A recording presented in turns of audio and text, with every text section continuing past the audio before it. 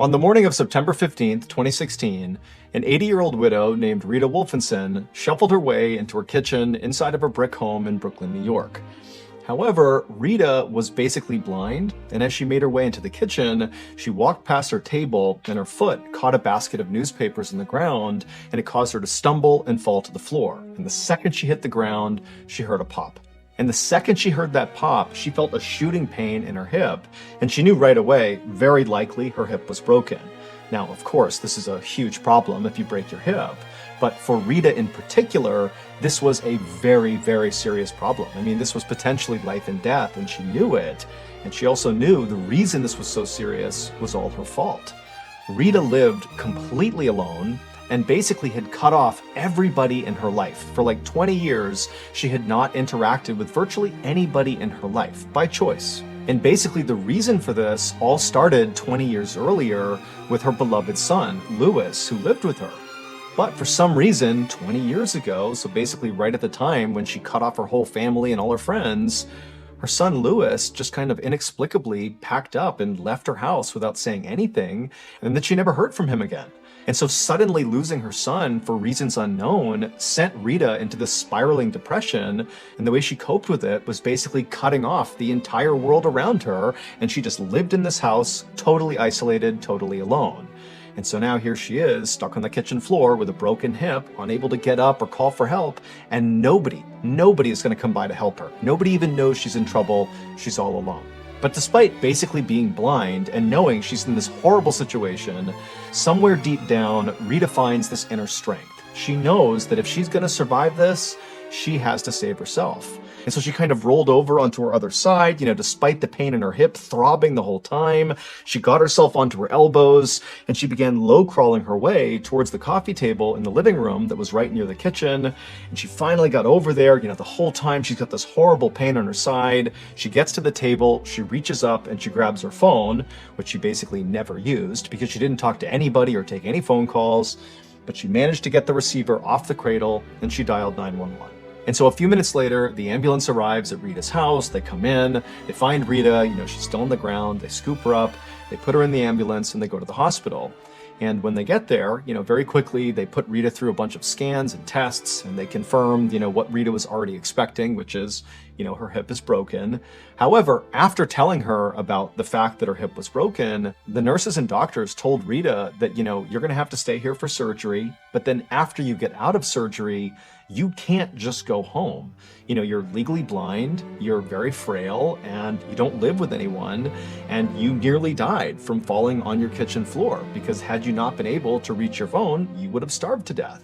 And so we can't just send you home. You're going to need to think about potentially moving into assisted living or living with a relative or having somebody come and live with you. And so they told Rita that what she would need to do is move into an assisted living home where basically nurses and a medical team would be able to care for her on a day-to-day basis. Basically, she wasn't going to be allowed to move back into her beloved home where she'd spent her whole life. And for Rita, this news was just unbelievably devastating. I mean, not only because that was her home, that's where she spent all her time, but also because it was the last place she had been before Louis had left inexplicably. I mean, 20 years later, she's still dealing with the trauma of losing her son. And that house was kind of like the last memory of her son. I mean, his bedroom had basically been untouched since he left because she was so holding on to his memory. And so after the nurses and doctors left, Rita was left in the room all alone, kind of unsure what to do. And it dawned on her she would need to do something that for 20 years she had completely avoided doing. She would need to call her family. So she grabbed the phone, and she still remembered the number of her younger brother, Joseph, and so she called Joseph up. Now, the reason she called Joseph is, over the past 20 years, the one family member who had basically tried really hard to stay in touch with Rita after she cut everybody off was Joseph. And so she figured if there was anybody in her family who would not judge her for the silence and, being cut off, it would be Joseph. And so a couple of seconds later, a phone rang inside of a house pretty far away from the hospital, but still in New York. And this was Joseph's house, and he was sitting on the couch reading a book, and his wife was in the kitchen doing her thing. And Joseph, he answers the phone, and when he hears Rita's voice, he couldn't believe it. He was shocked to hear her after so many years. But immediately the feeling he had was relief. he and his sister, before, Lewis had left and kind of destroyed Rita's life, Joseph and his older sister had been very close. And it had really broken his heart when Rita had cut him off. I mean, he felt like if there was one person that Rita would have stayed in touch with, it would have been him. But he didn't judge her. He was ready to hear whatever she had to say, because obviously something big had to have happened for her to call him. And so he asked her, what's going on? What's going on? And Rita would explain, she fell and she needs help.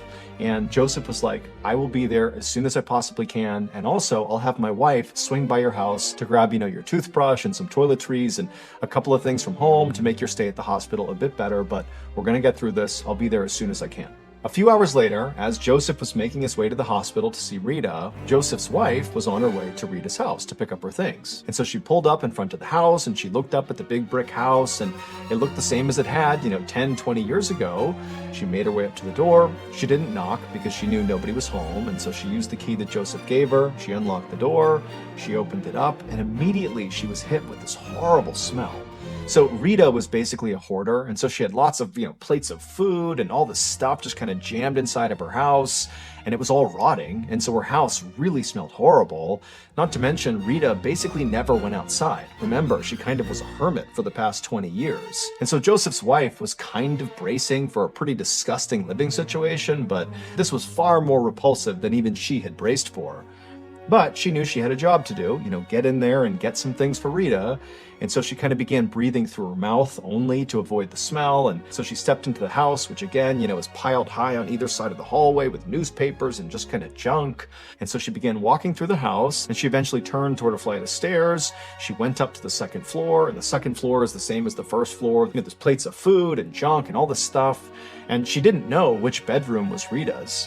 So she just went to the first door that she saw, and she opened it up, kind of hoping that maybe this would be Rita's bedroom.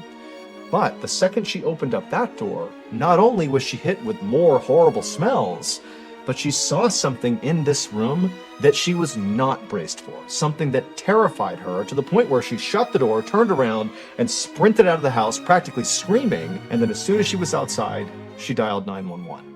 It would turn out Rita's understanding of what actually transpired 20 years earlier with Lewis inexplicably leaving, the event that basically caused Rita to shut down and cut her whole family off, her understanding of that was totally wrong. Rita had always believed that her son had just kind of stopped loving her or didn't like her anymore or something, like there was some sort of falling out, and that's why he had just kind of packed up his stuff and left without even saying goodbye. But that wasn't true. Lewis loved his mother. He didn't just randomly abandon her, but 20 years earlier, when Lewis was 29 years old, while he was still living with Rita in her house, he died somewhat unexpectedly from natural causes. It's believed he had some sort of terminal illness that he may or may not have known about, and it's unclear if he even communicated that he was sick or that he had this illness to his mom. And so 20 years earlier, he went into his bedroom one night and he passed away in his bed. And his mother, Rita, instead of going into his bedroom and checking on him, just didn't go into his bedroom and instead convinced herself that her son must have abandoned her because he didn't love her anymore, and it sent her into this spiraling depression, and she cut off her whole family, when in reality, Lewis had never left her house. He was still laying in his bed upstairs all those 20 years. And so when Joseph's wife went into Rita's house and went into that first bedroom she saw on the second floor, what she saw was Lewis's skeleton, still wearing a shirt and pants, laying in his bed, obviously deceased. And that's why she went running out of the house and called 911. And so in a very bizarre and morbid way, it was this discovery by Joseph's wife that would ultimately bring Rita back together again with her family.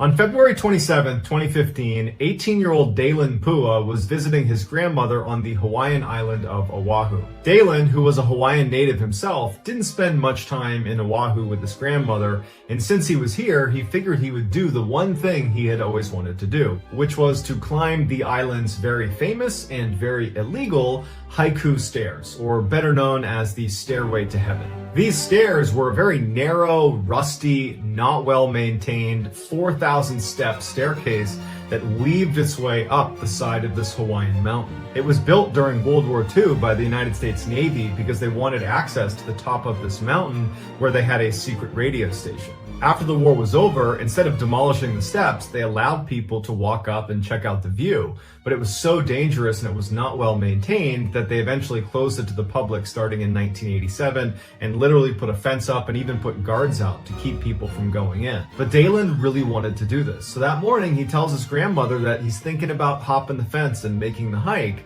And his grandmother's like, that's a horrible idea. Not only is it dangerous, but they're going to fine you thousands of dollars if they catch you doing that.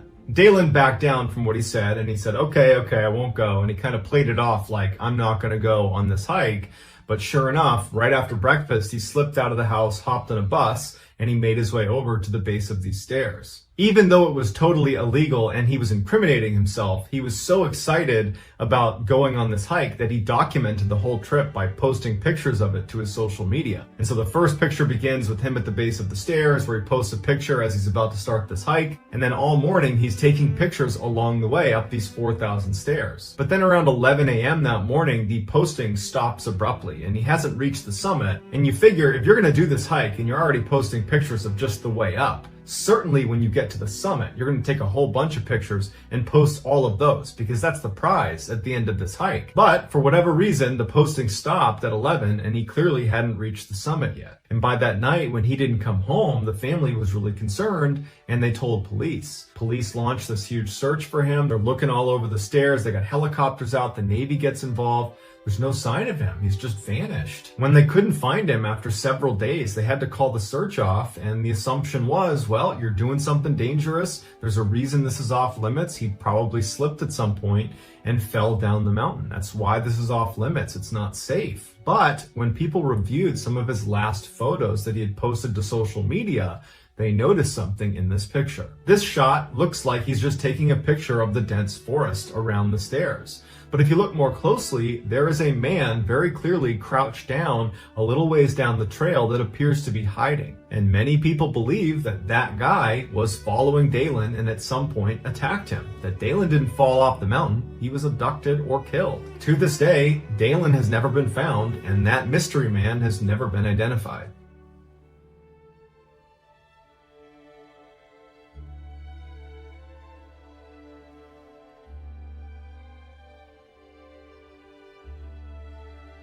Growing up, Colton Louder was a joy to be around. He was always goofing off and making people smile, and he had a really infectious laugh. But secretly, he was depressed and began self-medicating at a very young age. By the time he was 18, he was a full-fledged drug addict, and by the time he was 25, he was in jail on a life sentence for murdering his uncle over a drug-related dispute. Colton's actions had a profound impact on his family, but none more so than on his twin sister, Kaylin. She had known about his pain even when he was putting on that facade of being happy and bubbly and outgoing, and she had reached out to him and tried to help him, but she could never get through to him. And when he was ultimately convicted, it was crushing to her. She felt like she couldn't help someone who was really vulnerable. But instead of just feeling bad about this, she took her sadness about her brother and watching him spiral and turned that into a laser focus on helping other vulnerable people that were struggling with addiction and depression to try to help them before they end up like her brother.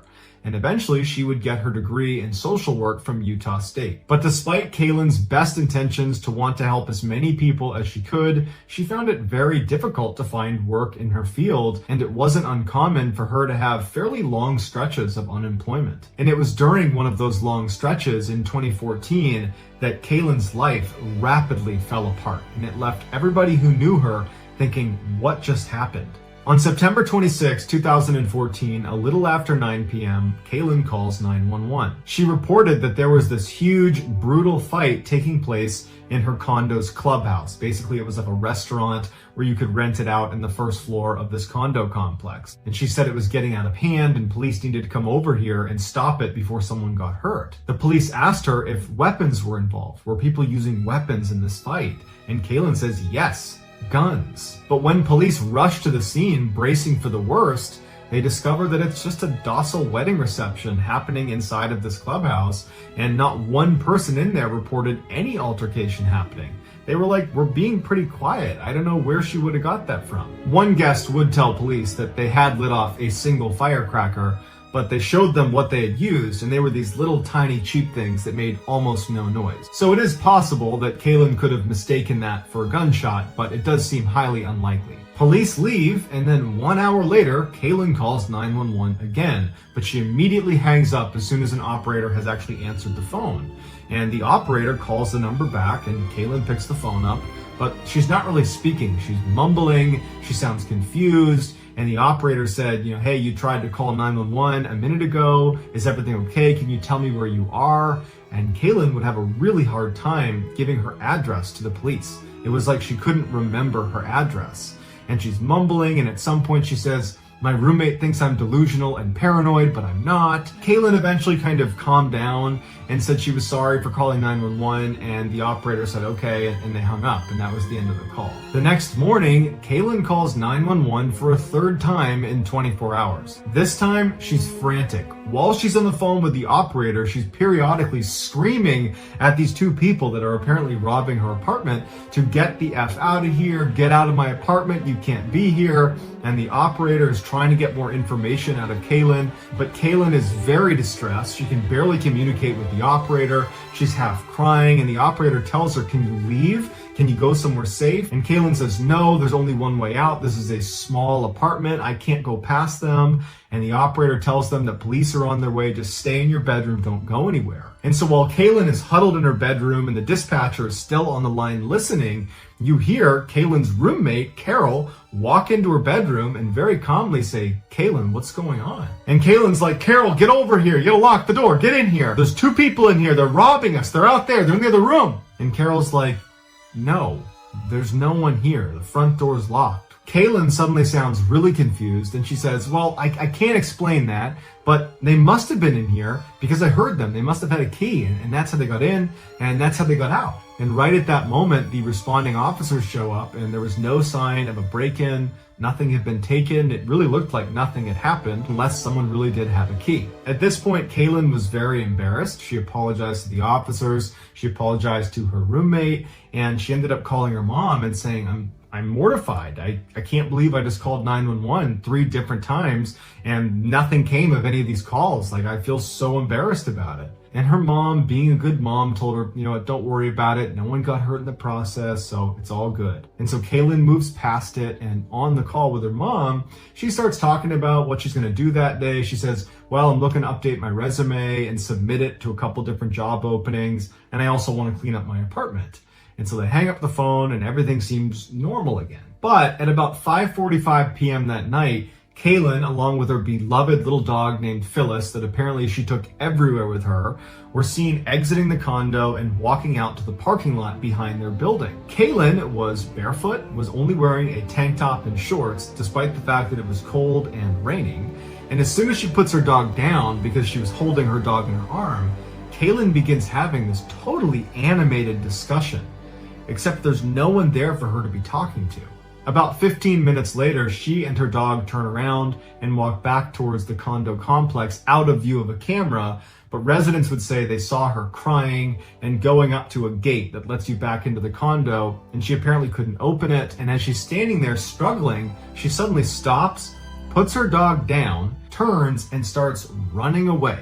And the camera footage we have of her is only when she's back in the parking lot, but she's running away still, and the dog is nowhere to be found. Her beloved dog, she's abandoned, she's got no phone, no wallet, and nobody knows where she's going. Later that night, when Kaylin's family could not get in touch with her, because of all the weirdness around those 911 calls, her family just had a bad feeling about it, and so they filed an official missing person report that night. When police arrived at the condo complex, the first thing they did is they reviewed the security footage.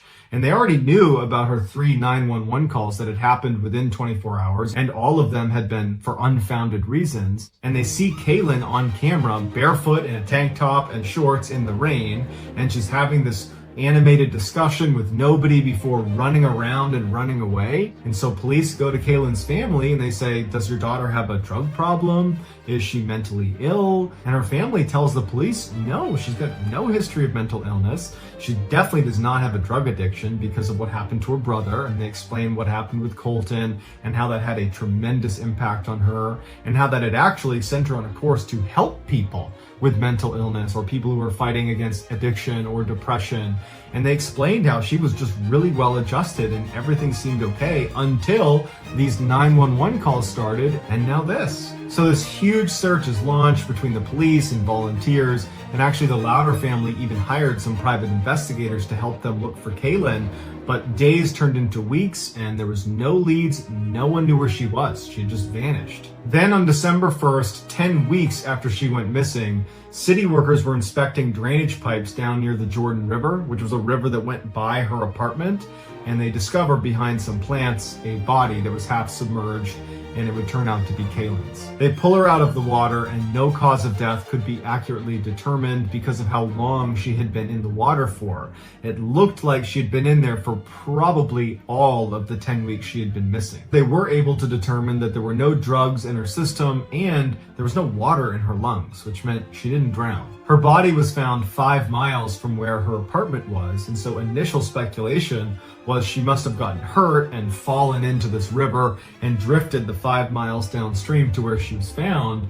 But they looked at that section of the river between her apartment and where she was found, and the water was simply too shallow and windy, and it would not have been possible for a human body to travel that distance. Which means almost immediately after she ran off screen on the security footage, she covered those 5 miles, wound up at that section of the Jordan River, died, and then fell in the water, or fell in the water and then died, but not via drowning. The police officially ruled Kaylin's death an accident, but her family disagrees. They say if you look really closely at the security footage right before she runs away, it looks like she's terrified. More specifically, it looks like she's terrified of someone we can't see on camera. When she's having that animated discussion where it looks like she's talking to no one, further feeding the idea that she had kind of lost it. Well, there's this huge rock to the right in the video that kind of obscures our view, and behind that is this huge forest. And it is theoretically possible that someone could be back there that we can't see. But no matter what, her family believes that whatever she was doing in her final moments on camera is the key to understanding why she ran off and ultimately died. So you be the judge. Was this a psychotic break, or is there something more?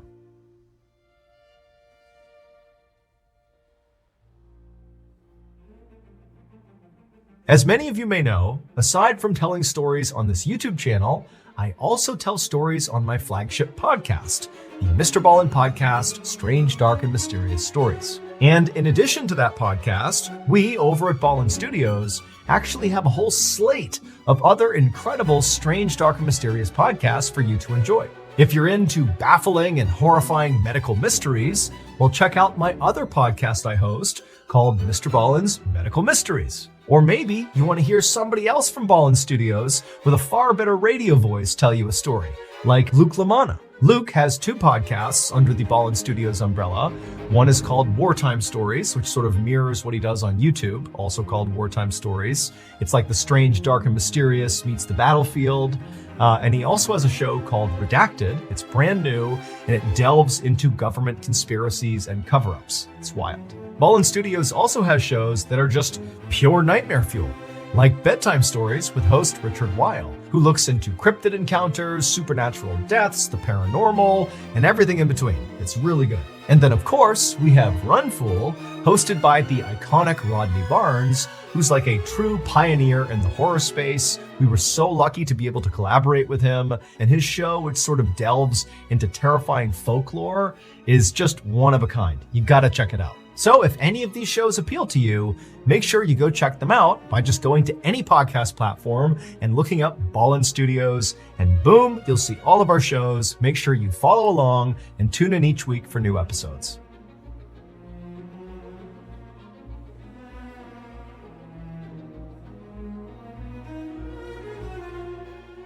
In mid-August 2013, Mike and Karen Laspisa helped their beloved only child, 19-year-old Bryce Laspisa, get all of his things packed up and into the family car. Bryce had just spent the summer with his parents in their home in Laguna Niguel, California, which is one of the nicest places to live in the entire country.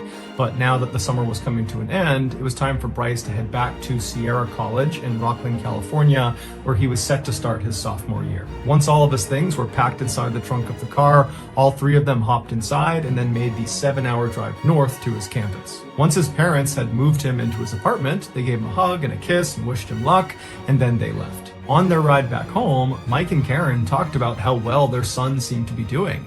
He loved his school, he loved the program he was in graphic design, he was a very gifted artist. He had lots of friends, he had a wonderful girlfriend. It just seemed like he was living his best life and he was on the path to success. So nothing could prepare them for what their son did 2 weeks later. Just a couple of days after getting dropped off at school, Bryce's very close friend and roommate, Sean, and Bryce's girlfriend, Kim, noticed Bryce was acting erratically. Specifically, he was drinking a ton of hard alcohol. Now, Bryce was no saint. He liked to drink and party like many other kids his age did, but the amount of alcohol he was consuming was concerning. Also, Bryce began experimenting with a drug called Vyvanse, which is a very powerful stimulant that's normally used to treat attention deficit disorder. Now, Bryce didn't have attention deficit disorder. He was taking it in order to stay up late at night and play video games. But between the heavy drinking and the drug use, it seemed like Bryce's personality was starting to change. He was becoming anxious and skittish and kind of paranoid. And so finally, Sean and Kim confronted him about his substance abuse and asked him, what's going on? What's causing you to act this way? And Bryce would say, nothing, guys, I'm fine. I'm just, drinking and doing whatever I want to do. It's not a big deal. But Sean and Kim, they weren't buying it. They were convinced that something bad had happened to Bryce, and the way he was coping with it was by drinking really heavily and taking this drug. On August 28th, so about 2 weeks after Bryce has been dropped back off at school by his parents, Bryce and his roommate Sean were alone in their apartment together. And at some point, as they're sitting there just kind of minding their own business, Bryce says to Sean, hey, I want to give you something. And he takes his diamond earrings out and he gives them to Sean. And Sean's looking at these earrings and he's like, didn't your mom give these to you? Aren't these important to you? These are expensive. And Bryce just says, no, I want you to have them. And so Sean is looking at these earrings, looking back at Bryce, wondering what's going on here. And then before he can even refuse the gift, Bryce is grabbing his Xbox and putting it on the table and telling Sean, I want you to have this too. Take my Xbox. And so Sean is like, I can't accept these two things. These are expensive. These are valuable to you. What's going on here? But Bryce would just say, look, man, I want you to have these things. You're important to me and I want to give these to you. And so as Sean is sitting there wondering how to handle this very strange offering, he watched Bryce pull his phone out and begin really aggressively texting somebody. And then after a while, Bryce looks up from his phone and he tells Sean, hey, just so you know, I broke up with Kim. At this point, Sean knows, okay, something is definitely wrong here. There's no reason Bryce would break up with Kim. They were such a loving couple. They doted on each other. They were very close. They had just seen each other earlier in the day. Nothing seemed to be wrong. And so now Bryce is text breaking up with her. It didn't make any sense. Plus, Bryce is now trying to give him all these valuable things. It just wasn't really adding up. And so Sean decided he needed to get in touch with Bryce's parents because clearly someone needed to intervene. And so Sean waited until Bryce left. Bryce actually left to go talk to Kim. And at that point, Sean got his phone out and he looked up Bryce's parents and he called them. Bryce's mother, Karen, she picks up the phone and Sean explains that, your son, he's acting strangely, he's abusing drugs and alcohol, and I wouldn't be doing this unless I thought there was a problem. Like, I'm not trying to get him in trouble. I want you to reach out to him and see what's going on because I think there's a problem. And so Karen was alarmed by this. She had no idea any of this was going on. And she says, okay, I'll reach out to my son. Thank you for telling me. And so they hang up. And before Karen can even call Bryce is calling her. And so Karen answers the phone, but it's not Bryce. It's Kim, his now ex-girlfriend. And she says to Karen, hey, I'm sorry to just call you like this, but your son, he just showed up at my apartment and he's acting so strangely that I actually took his keys. I don't want him to drive. There's something wrong with him. It's hard to describe, but he just seems totally off. And so now Karen's really concerned because just seconds ago, Sean has told her basically the same thing. And so Karen asks Kim, will you please put my son on the phone? phone. Bryce picks up the phone and he says, "Hey mom," and he sounds totally normal. And she asks him, "What's going on? I keep hearing that you're acting strangely, and what are you doing over at Kim's apartment? What's going on here?" And Bryce would tell his mom that, "Look mom, I just broke up with Kim. It's a very messy breakup. That's why she's calling you. She's upset. And, that's why I'm over here. We're talking about it. And look, at this point, I just really want to go home. I want to go back to my apartment, but she has my keys. Can you please tell her to give me my car keys back so I can leave?" But Karen wasn't really buying it. She knew her son really well, and it just seemed totally strange that two of his very close friends in his inner circle would say the same thing, independent of one another. And so she says, "You know what, Bryce? Look, I want you to just stay there, and I'm going to fly out there first thing tomorrow morning, and I'm going to just see what's going on out there." And at this, Bryce immediately says, "No, Mom, I have a lot to talk to you about, and until I talk to you about it, I don't want you coming out here." And so Karen's like, "What do you mean you have a lot to talk to me about? What is it that you have to talk to me about? I don't really understand." But Bryce refused to elaborate over the phone, which Karen thought was very odd because Bryce was remarkably forthcoming with his parents. They had a very open relationship. They were very honest with each other. So for him to not even give a hint at whatever it was that was on his mind that in some way had to do with what was going on here, it just seemed very odd and unnecessarily cryptic. And so Karen gave up trying to get more information out of her son, and instead she put her husband on the phone. And he asked Bryce, "Hey, what's going on here? Are you okay? Your mom tells me there's some problem. Like, what's going on here?" And Bryce again just reiterates, "Look, Dad, I just broke up with my girlfriend. That's all that's going on here. There's no need to be concerned. I just need one of you to tell Kim to give me my keys back so I can go back to my apartment. That's all I need right now." And so Mike felt convinced that his son was totally fine, even though it did seem odd that two of his friends had said he was acting erratically. But from Mike's perspective, Bryce seemed just fine. And so he said as much to Karen and thought, let's just get Kim to give him his keys back and he can go back to his apartment and we can talk to him later about whatever it is that's going on. And so reluctantly, Karen gets back on the phone and she asks to speak with Kim. And she says, "Hey, Kim, would you mind giving our son his keys back? He'd like to leave." And so Kim says, "Okay, I'll give him his keys." And then they hung up. And then Kim got the keys out. She gave them to Bryce and Bryce left. At about 11:30 p.m. that night, Bryce was in his car. He was getting ready to leave when his mom called him back and said, "Okay, look, I want you to go home, but as soon as you get there, just give me a call so I know you're safe." And Bryce said, "No problem, I'll give you a call." About an hour and a half later at 1 a.m., Bryce called his mom back to let her know that he was home safe at his apartment. And Karen and Mike are totally relieved and they tell their son, "Okay, we'll talk to you tomorrow morning." 10 hours later at 11 a.m. on August 29th, Karen received an automated phone call from her car insurance company letting her know that roadside assistance had been used on their 2003 Toyota Highlander car. That was Bryce's car. And so Karen's totally confused because the last she spoke to her son, he was at his apartment. He was home safe. He did not have any car problems. And so she's thinking, did he get up early this morning and get into an accident and call roadside assistance? Or maybe last night he got into car problems and just didn't tell her about it, but they were minor. And so she calls Bryce, but Bryce doesn't pick up. And so she dials his roommate, Sean. Sean does answer the phone and she says, "Hey, would you mind putting Bryce on the line?" But Sean says, "Bryce isn't here and he didn't come home last night." Considering the general weirdness around their son's recent behavior, this really shocked Karen and Mike. At first, they thought, we need to call the police because something horrible has happened. But then they thought, well, wait a minute, let's go into his bank statements because he has a credit card that we gave him, and let's see if there's any recent purchases that will allow us to track where he is. And so they pull up his bank statements, and his most recent charge was only a few hours earlier, and it was at a car repair shop in Buttonwillow, California, which is the small desert town right off of the I-5 highway, located about halfway between his school campus and their hometown in Laguna Niguel. And so Karen and Mike assume their son last night must not have gone to his apartment, but instead just kept on driving south in an attempt to drive all the way back home to his hometown of Laguna Niguel. I mean, after all, he did tell his mom he had a lot to talk about and he didn't want to talk about it on the phone, and so they assumed he must be driving here to talk about whatever it was in person. And perhaps he ran into some car problems in Buttonwillow, California. That's why he pulled over. That's why there's this charge at this auto repair shop. And so Karen calls the auto repair shop in Buttonwillow, and a man who worked there named Christian answered the phone. And so Karen asked him, have you seen my son? He's got red hair, he's got a tattoo on his arm, he's driving a 2003 Toyota Highlander. And Christian says, oh yeah, we saw him a couple of hours ago. We responded to his roadside assistance call. He ran out of gas on the I-5 highway. He pulled into a rest stop, and we drove to that rest stop and we gave him gas. And so Karen asked Christian, did my son indicate where he was going next?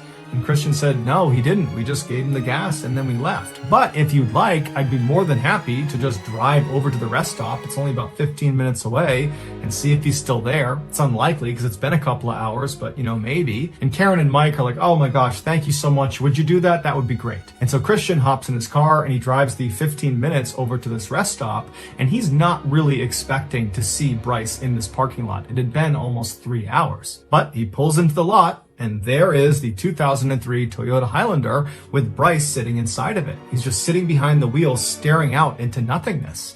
And so Christian walks up to the driver's side and he looks down to get Bryce's attention, and Bryce kind of snaps out of it and looks up, and he's surprised to see Christian again. He rolls the window down and Christian says to him, hey, I just talked to your parents. They're really concerned about you. You gotta talk to them. And so Christian actually pulls out his phone and he calls Karen and says, hey, he is still here. Here he is. And he hands the phone to Bryce. And as soon as Bryce puts the phone to his ear and he says hello, Karen's like, what are you doing? What are you doing just sitting in this rest stop in the middle of Buttonwillow, California? We're so worried about you. And Bryce didn't really have an answer. He just kept telling his mom, oh, I'm not doing anything. I'm just sitting here. And so finally his mom stops trying to get information from him and just says, look, please just fill your car up with gas and come straight home, please. And Bryce says, okay, yeah, that's what I'll do. I'll do that right now. And so Bryce hands the phone back to Christian. Christian pulls it up to his ear and he says, hey, Karen, it looks like he's leaving now, so I'm going to take off. Karen thanks him and they hang up. Christian goes back into his car. He leaves the lot, and as he's driving, he looks over at Bryce, and it didn't really look like Bryce was getting ready to leave. It looked like he had just gone back to sitting and blankly staring out of his car. But Christian figured, you know what? He just talked to his mom. He said he was going to go home. I'm sure that's what he's going to do. The drive from Buttonwillow, California, south to Laguna Niguel, California, where Bryce's parents were, was about a 3-hour trip. And so the Los Pisos were expecting their son to arrive around 3 p.m. By 3:30 p.m., when he still hadn't shown up and he still hadn't called, Karen began calling her son, but he wasn't answering the phone.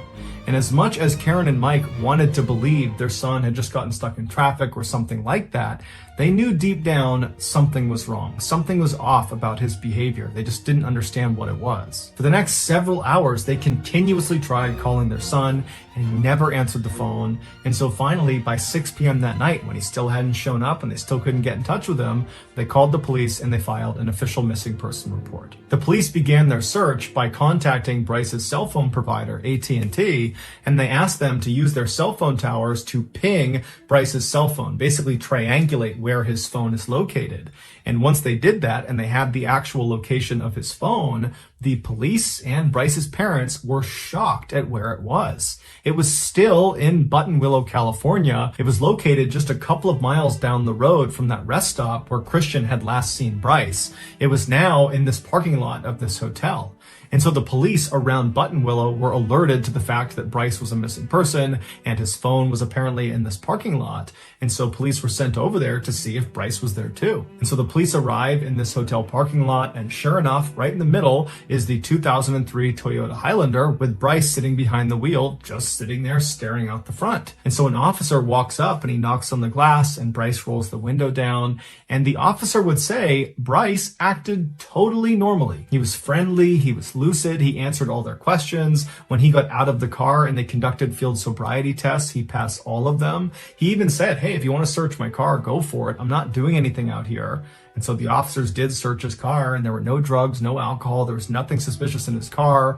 And when they asked him, what are you doing out here? Your parents are so concerned about you. Bryce would tell them that he was just sitting there. He didn't really have much of an answer, but he told them he planned on going home soon. And so one of the officers said to him, hey, you really need to call your mom. You need to call home and let them know that you're okay.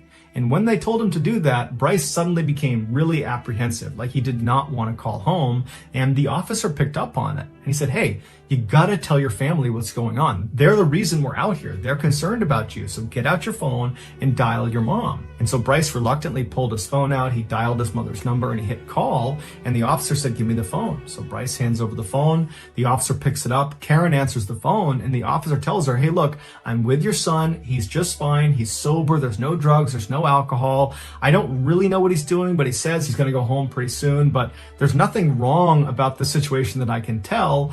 You need to talk to your son and figure out what's going on. And so he hands the phone over to Bryce. Bryce picks it up and Karen says to him, what's going on? Why are you still in Buttonwillow? It's been like 9 hours. And Bryce really didn't give her an answer to any of her questions. He just kind of deflected all of them and said he'd be home soon and don't worry about it. I'm just sitting here. There's nothing to worry about.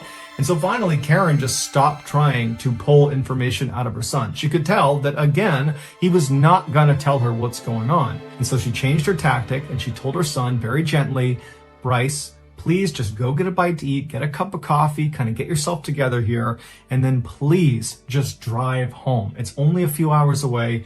Drive home and we can talk about whatever problems you have, but you just got to drive home. You got to leave Buttonwillow. You got to come home. And at this, Bryce says to his mom, you know what? Okay, I'm sorry. I'll be home in a few hours. And so they hang up, and the officer, who was kind of eavesdropping intentionally on this conversation to make sure everything was fine, the officer was satisfied that everything was fine, that Bryce was sober, that he would head home. And so he says, okay, Bryce, best of luck, head home to your parents. And the officer left. An hour later, Karen received a call from Christian, the car repairman who had checked on Bryce earlier. And he was actually returning one of Karen's calls. She'd called him sometime and he didn't get back to her. And so he was calling back and he wanted to know, had Bryce made it home safely? Because now it's been several hours from when he saw him last. And Karen would tell Christian, actually, no. After you left, my son did not leave Buttonwillow. He just went down the road to a parking lot. But, the police actually were just over there. They checked on him. And now I'm certain he's making his way home. Christian, who felt kind of invested in what was happening with Bryce, would say to Karen, hey, I don't mind driving over there and just confirming he has left this parking lot. But Karen would say, you know what? I'm confident he's on his way. Don't worry about it. You're too kind. So they hang up, and afterwards, Christian, even though he didn't have to, he decides, I'm going to go over there and make sure Bryce really has left, because obviously something strange is going on here, and if there is some problem, maybe I can assist. And so he drives over to this hotel parking lot, and he really was not expecting to see Bryce there. But he pulls into the lot, and who's still in the middle of the lot but Bryce in his 2003 Toyota Highlander, just staring out the front of his car. And so this time, Christian pulls up right next to him, he parks the car, he walks right up to the window, and he's a little bit more forceful, friendly, but forceful with Bryce. He has him roll the window down, and Bryce obviously is very surprised to see Christian again. It's the third time he's seen this car repairman, and Christian says to him, hey, Bryce, you need to go home. Your parents are so worried about you. You need to leave right now. In fact, I'm going to watch you leave and then I'm going to follow you onto the highway to make sure you're going home. And so Bryce was a little bit taken aback at how forceful he was being, but he would ultimately say, okay, yeah, all right, let's leave. And so Christian gets back in his car and he goes right behind Bryce. And after a few seconds, Bryce pulls out of the lot and he starts driving onto the road and Christian follows him. And for the next hour, Christian would just remain behind Bryce and watch him drive towards Laguna Niguel. And while he was driving, Christian would actually call Karen and Mike back. And he would say to them that, your son had not left, but now he's good.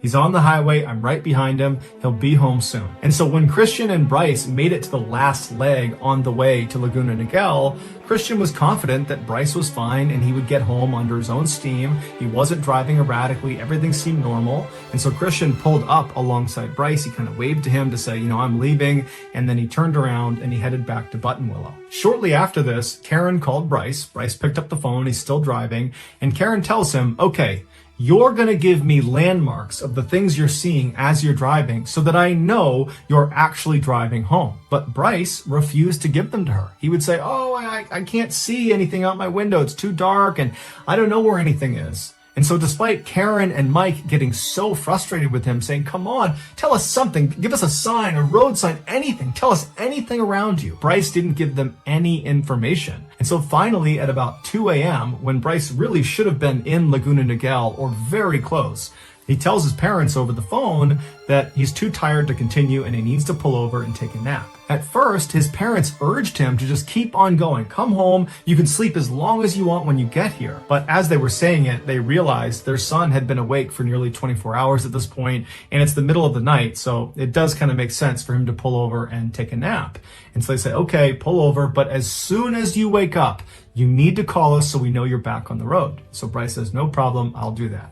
And they hang up. Several hours later, at 8 a.m., Karen and Mike have still not heard from their son, and they're telling themselves that he's probably just sleeping, he's totally exhausted, I'm sure he's fine. And then they hear their doorbell ring, and they're immediately so relieved because they're thinking, Bryce is here, he's finally arrived, thank goodness. They run to the door, they open it up, and it's not Bryce, it's a police officer. And the officer asks them, do you own a 2003 Toyota Highlander car?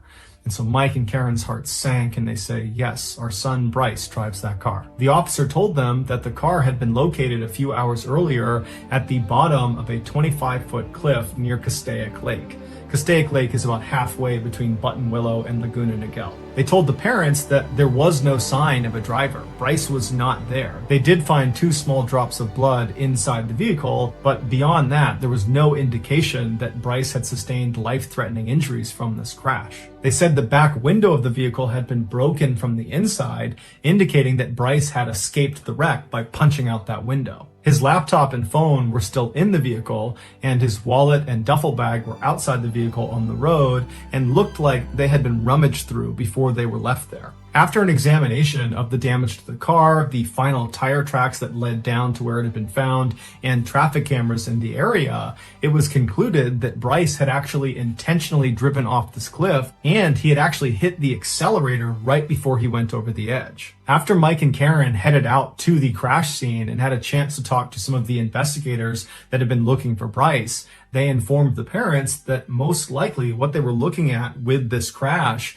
was a failed suicide attempt. But Mike and Karen, they just couldn't buy that. That was not like their son. And just 2 weeks earlier, when they dropped him off, he was happy, he was excited to be at school, he was talking about the future. He was not someone that was suicidal. And so what situation could he have possibly gotten himself into in just those 2 weeks that was so bad it would lead to something like this? It made investigators and the parents wonder, was Bryce hiding something? What did he mean when he said he had a lot to talk about? Did that have something to do with this thing he was hiding? A huge search was launched in and around the area where the car had been found, with hundreds of people on horseback, on ATV, on foot. There were helicopters in the air. They put divers in the lake. They looked everywhere for days and days and days. But nothing was found of Bryce. On the 9th day of the search, they brought a bloodhound out to see if it could pick up Bryce's scent, and sure enough, it did, right at the crash site.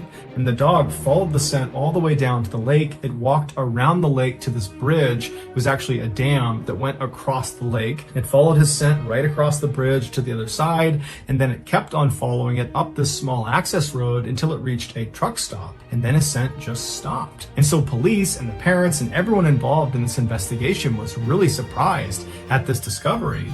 And so police got another bloodhound, a separate bloodhound. They brought it out to see if it could do the same thing, to prove that this really was his scent trail. And sure enough, the bloodhound picked up his scent. It went down to the lake, it went around to the bridge, went over, went to the truck stop, and then it just stopped. But after the scent trail was discovered, there was no other leads for anyone to follow. And so after 3 weeks of looking everywhere for Bryce, the search was called off. Some say Bryce was suicidal. That's why he drove off the cliff. That was a suicide attempt. And despite the bloodhounds picking up his scent, Bryce was most likely in the lake somewhere. Others disagree and say Bryce is still alive, that after this crash, he gets out of the car and he walks down to the lake, he walks around to that bridge, he goes up to the truck stop, and then he hitches a ride with someone and vanishes, and now he's living off the grid somewhere. And still others believe Bryce's drug and alcohol use caused a psychotic break, and that was what was causing all this strange behavior, and that was what led him to drive off the cliff, and perhaps when he landed, he sustained a vicious head wound that caused him to forget who he was, and so now he's just kind of wandering around somewhere, not knowing who he is or knowing that he's a missing person. As for his parents, they say he would never do this on purpose. He would never cause this much pain to the people that love him, and so he must have been a victim of foul play. But regardless of what you believe happened to Bryce, something happened to him, and it's probably connected to whatever it was he said he needed to talk to his mom about. That thing that he couldn't discuss on the phone, that potentially he was trying to drive home to talk to his mom and dad in person about. But unless we find Bryce and he's still alive, it's unlikely we'll ever know what it was. Since August 30th, 2013, when Bryce went missing, no one has heard from him and no one has seen him. If you think you have information about Bryce Laspisa, please call this number now. Let them know what you know, because his parents, volunteers, the police, there's so many people still looking for him, and so any bit of information could crack this case. So please, if you have information, call this number below.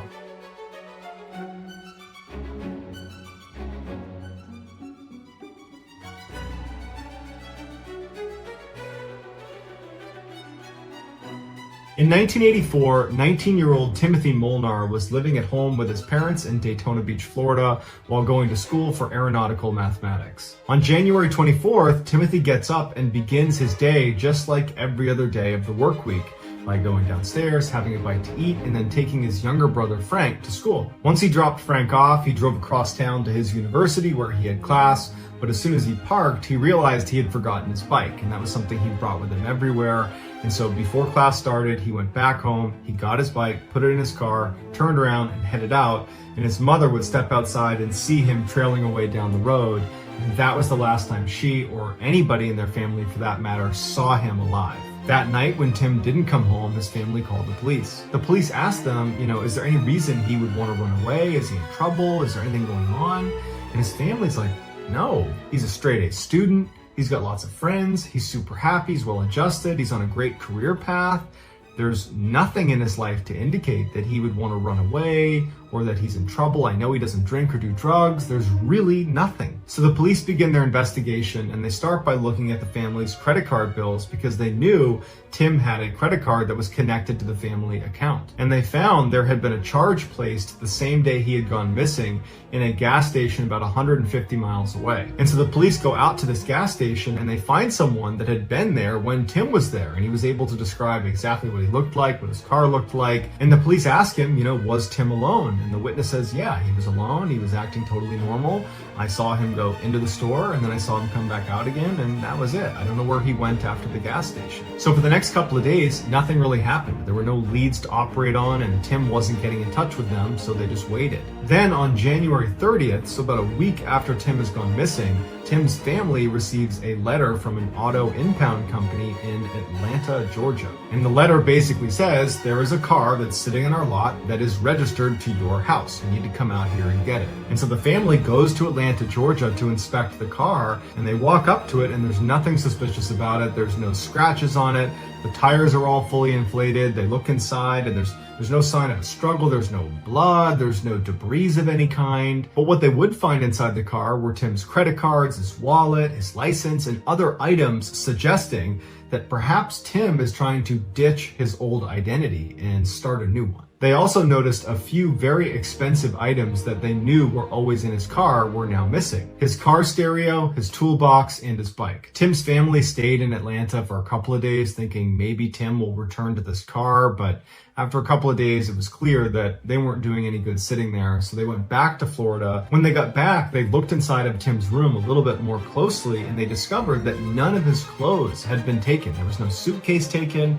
It was like he left with just the clothes on his back. They also checked his savings account, and he had taken all the money out but left $10 in there. And the family believed that by leaving that $10, what he was really saying is, I'm gonna come back someday. But he didn't come back, and they never ever heard about him again. It was like he just vanished. A decade after Tim went missing, the TV show Unsolved Mysteries aired a segment about Timothy and his disappearance in hopes that the viewers would be able to give them some information about the case. And sure enough, a man named Stephen Cull, who was living in Wisconsin, called into the show and said, without a doubt, I know where Timothy is. He told them this story about how 10 years earlier, he was walking around this forested area in Wisconsin when he came to a clearing in the middle of this forest, and he saw this lump in the middle of the ground. And he didn't know what it was. It was winter time, so he couldn't tell if it was wood or an animal. and he walked up to it and he looked down and he realized there was this huge block of ice. And when he brushed the snow off the top, he couldn't believe what he was seeing. Inside of this huge block of ice is the dead body of a young man. Cole would immediately call the police, who'd show up. They would get the body out of the ice, but there was no identifying information on him, and he was very badly decomposed at this point, and so they had no way to identify him. And so he was buried and he was unclaimed. But from the second Steve saw that dead body in the ice, that image was seared into his mind. And so when the TV show Unsolved Mysteries put a picture of Tim up on the screen saying, if you've seen this guy, let us know, Steven's like, oh my gosh, I recognize those clothes. That's the guy who was dead in the ice block. And so the police go to Wisconsin, they dig up the body that was inside of the ice, they do a DNA test, and sure enough, it's Tim Molnar. Even though Tim's body was almost completely skeletonized at this point, the coroner said there's no sign of trauma to his body, none. However, they weren't able to determine a cause of death. To this day, we have no idea how or why Tim wound up 1,200 miles away, frozen inside of a block of ice.